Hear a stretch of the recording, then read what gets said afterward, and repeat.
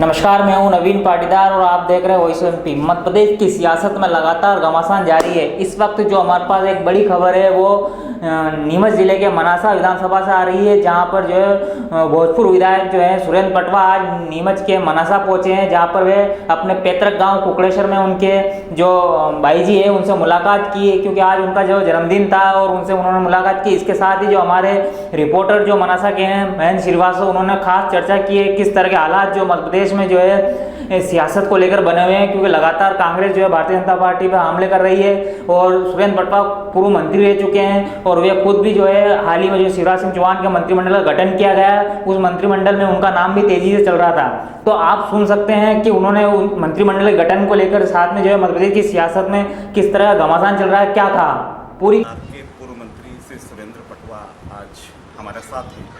कुकड़ेश्वर गृह निवास आज वो पहुँचे हैं। भाई जी का जन्मदिन था, आशीर्वाद उन्होंने उनसे लिया। सुरेंद्र जी, आपका स्वागत हम करते हैं, क्योंकि आप कुकड़ेश्वर आज आए हैं और आज मेरी इच्छा हुई कि आपसे कोई चर्चा मैं करूं। 100 दिन आपकी सरकार को हो गया, कुछ उपलब्धि नजर नहीं।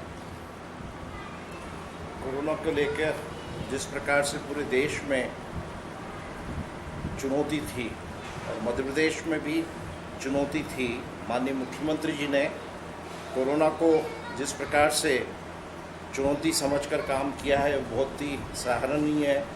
और इसी समय में गेहूं के उपार्जन का मामला था। आपने देखा होगा पंजाब से भी आगे हम लोग गेहूं के मामले में निकल चुके हैं और लगातार माननीय मुख्यमंत्री जी पिछले 15 साल के कार्यकाल में जितना काम उन्होंने किया था उसी काम को आगे बढ़ाते हुए काम कर रहे हैं। और मुझे लगता है कि बहुत सारे ऐसे विषय हैं जिनमें मध्य प्रदेश की सरकार को उपलब्धियाँ मिली है। एक बात आती है कि चूँकि जो कांग्रेस छोड़कर भाजपा में आए हैं, मंत्रिमंडल में स्थान तो उनको मिला, प्रभार का वितरण अभी तक नहीं हो पाया। कहीं भी कांग्रेस लगातार भाजपा को घेर भी रही कि मंत्रिमंडल हो गया और प्रभार अभी तक क्यों नहीं मिल पाया। कांग्रेस के पास कहने के लिए कुछ नहीं है, क्योंकि 15 महीने का जो कार्यकाल रहा है सभी ने वो कार्यकाल देखा है। चाहे किसानों की कर्ज मुक्ति की बात हो या कोरोना के मामले में कोई भी जरूरी कदम नहीं उठाए। मुझे लगता है कि कांग्रेस के पास कहने के लिए कुछ नहीं है। अब जिस प्रकार का परिदृश्य है, सरकार का गठन हुआ, मंत्रिमंडल का गठन हुआ, 1 या 2 दिन में विभागों का बंटवारा भी हो जाएगा। कहीं ना कहीं खिंचातान चल रही है सिंधिया जी और भाजपा के कुछ वरिष्ठ लोगों में। ये सिर्फ मीडिया में खिंचातान है। जब 28 से ज़्यादा मंत्री बनना और उन मंत्रियों के विभाग में बंटवारा होना, स्वाभाविक रूप से उसमें समय लगता है और ये मुख्यमंत्री जी का विशेषाधिकार है और इस विशेषाधिकार के अंतर्गत सारी जो भी जरूरी कदम है विभागों के बंटवारे के लिए वो लिए जाएंगे। आने वाले उपचुनाव कांग्रेस पूरी तैयारी कर रही है कि जो मंत्री बने हैं सिंधिया ग्रुप के, उनको हराना, कहीं ना कहीं इस प्रकार की तैयारी कांग्रेस की चल रही है। और आपने इसमें क्या तैयारी की भाजपा की? उनकी हराने की तैयारी है, हमारी जिताने की तैयारी है। और मध्य प्रदेश में भारतीय जनता पार्टी का गढ़ मध्य प्रदेश रहा है और एक बड़ा भाग कांग्रेस से टूट के आया है। मैं समझता हूं कि 15 से 16 और बल्कि इससे भी ज़्यादा सीटें भारतीय जनता पार्टी की आएगी।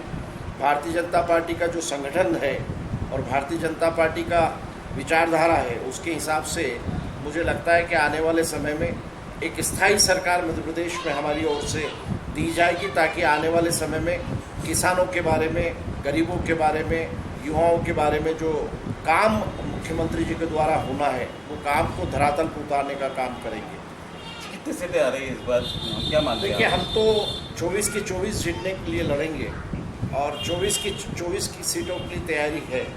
अब जो एक आकलन है सामान्यतः, लेकिन 15 से 16 सीटें से ज़्यादा हम लोग जीतेंगे। एक और कांग्रेस में थोड़ा असंतुष्टि आ रहा है कि जो पूर्व मंत्री थे, जो प्रभावी मंत्री थे, अजय विष्णु जी की बात करें, रामपाल सिंह जी की बात करें, गौरीशंकर बिसेन जी की बात करें, या आपके पास जो मंत्रालय था आपने भी पुरस्कृत हुए, आप जीते हैं, उसके बाद भी मंत्री आप लोगों को नहीं बनाया। कहीं ना कहीं मन में एक पीड़ा है, भाजपा के कुछ कार्यकर्ताओं के मन में, जो नहीं बने उनके मन में भी पीड़ा है। लगभग 107 विधायक भारतीय जनता पार्टी के हैं और 22 विधायक इस्तीफा देके भारतीय जनता पार्टी में आए हैं। और आपको भी मालूम है कि सीमित मंत्रिमंडल होता है और ये मुख्यमंत्री जी का विशेषाधिकार है और संगठन जो सर्वोपरि है, जो भी निर्णय लिया है हम सब लोगों ने उसका स्वागत किया है।